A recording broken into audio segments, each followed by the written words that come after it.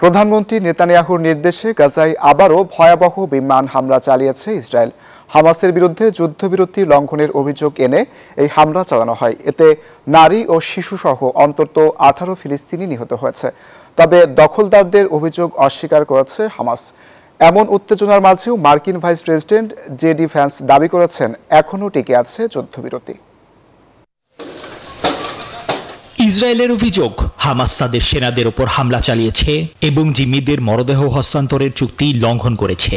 আর এই অজুহাতেই প্রধানমন্ত্রী বেনিয়ামিন নেতানিয়াহুর নির্দেশে গাজায় আবারও বিমান হামলা শুরু করে দখলদার বাহিনী। গাজা সিটি এবং খান ইউনিসে চালানো হয় একের পর এক বিমান হামলা।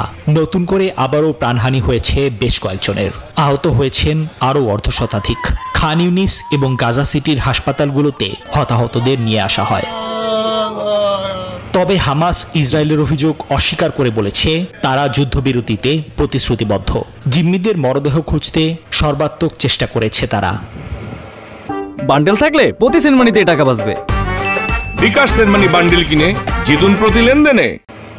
এমন পরিস্থিতিতেও মঙ্গলবার মার্কিন ভাইস প্রেসিডেন্ট জেডি ভ্যান্স বললেন, ছোটখাটো সংঘর্ষ সত্ত্বেও যুদ্ধবিরতি এখনও টিকে আছে এবং প্রেসিডেন্ট ডোনাল্ড ট্রাম্পের শান্তি চুক্তি বহাল থাকবে।